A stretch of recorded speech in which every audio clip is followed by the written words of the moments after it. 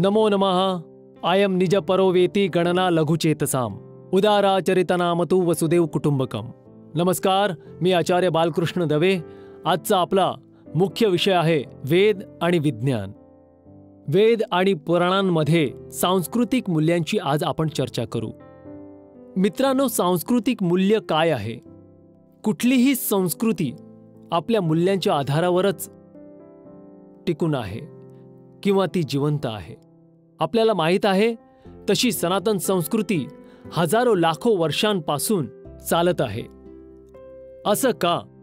आपले जे सांस्कृतिक मूल्य आहे तेच त्याचे मूलभूत कारण आहे. आता आम्हाला प्रश्न पडतो, हे सांस्कृतिक मूल्य काय आहे? याची व्याख्या काय आहे?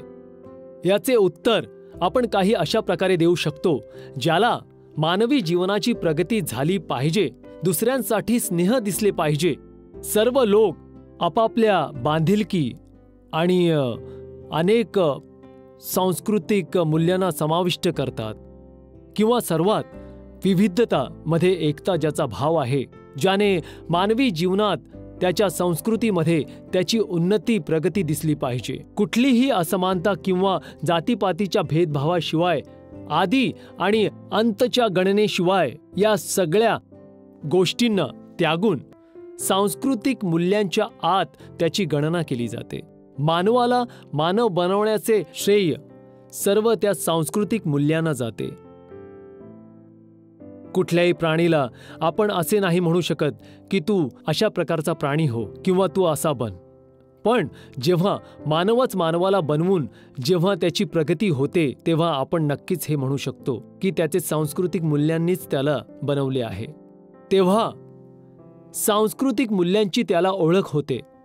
मानवाला मानव बनवण्याचे जे एक माध्यम आहे ते अनेक विविध संस्कृतीच्या मध्ये उभा असलेला एक सेतू आहे. तर या आमच्या सनातन धर्माची आधी अनादी काळापासून चालत येणाऱ्या त्या परंपराच्या माध्यमातून त्याच सांस्कृतिक मूल्यांची आपण चर्चा करूया, ज्याच्या माध्यमाने आपण आपले जीवन जगत असू तर त्याचे मूल्य उच्चतर विकास आणि त्याचे मूल्य जे आहे ते नेहमी प्रगतीला गवसणी घालते.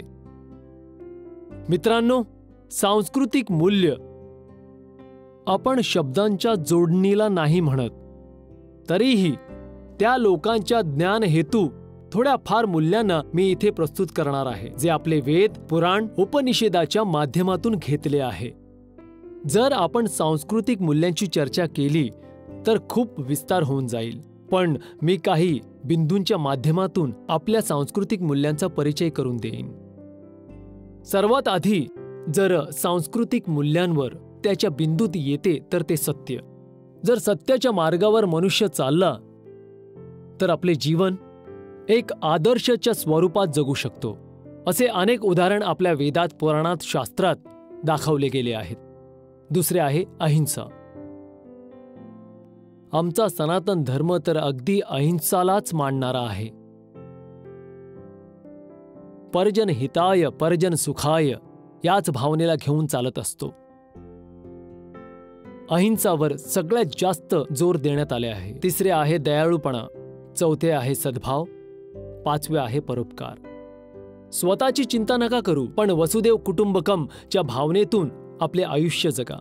परोपकार, मग येते सहनशीलता. कितीही आपल्याला कष्ट असो, पण परजनाच्या दुःखाने जर आपल्याला दुःख होत असेल तरच तो खरा मनुष्य म्हटला जाईल. सहनशीलता.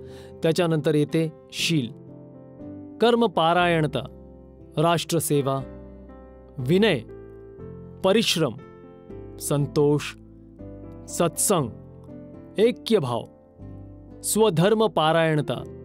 गीतामध्ये भगवानने खूपच चांगला उपदेश अर्जुनाला स्वधर्माच्या विषयात दिला आहे. पवित्रता, स्वच्छता असे सगळ्या मूल्यांना जेव्हा आपण आपल्या जीवनात समाविष्ट करतो तर त्यामुळे आपल्या संस्कृतीची वाटचाल ही संस्कृतीच्या प्रगतीच्या दिशेने जात असते. यामुळे आपण सर्व जर या मूल्यांचे आपण आचरण करू तर आपली प्रगती होईल. आपल्यासोबत आपल्या समाजाची, आपल्या देशाची प्रगती शक्य होईल. या सर्व मूल्यांची चर्चा विस्तार रूपाने आपल्या पुराणात आपल्या वेदाच्या मंत्रांच्या माध्यमाने सांगितले गेले आहे. जर आपला धर्म, आपल्या धर्माची सांस्कृतिक मूल्यांच्या संपत्तीला जर आपण वाचवून ठेवू, अन्य धर्मातही त्यांचे सांस्कृतिक महत्त्व आहे, अन्य देशातही त्यांचे महत्त्व आहे, पण जो आपला धर्म आहे, आपला स्वधर्म आहे, सनातन धर्म आहे, जर त्या संस्कृतीला आपण सांभाळले, जर त्याच्या संस्कृतीच्या वारसाला आपण सांभाळून ठेवले, तर निश्चितच मी हे सांगू शकतो की आपले जे जीवन आहे ते धन्यतेकडे मार्गस्थ होईल. आणि आपल्या आयुष्यानंतरही जर कोणी मनुष्य आपल्याला लक्षात ठेवेल तर तेच आहे आपले सांस्कृतिक मूल्य. मनुष्य आपल्या संस्कारावरूनच ओळखला जातो. जन्मना जायती शूद्र संस्कारोत विजय उच्यते, असे कित्येक उदाहरण आहेत आपल्या धर्मशास्त्रात, ज्याने हे सिद्ध होते की जर आपण आपले जीवन आपल्या सांस्कृतिक मूल्यांच्या आधारावर, आपल्या वारशेच्या आधारावर जर जगत राहिलो तर निश्चितच आपले जीवन एका फुलासारखे सुगंधित होईल. जर अशा प्रकारे आपण आपले जीवन जगत राहिलो तर. खूप खूप धन्यवाद.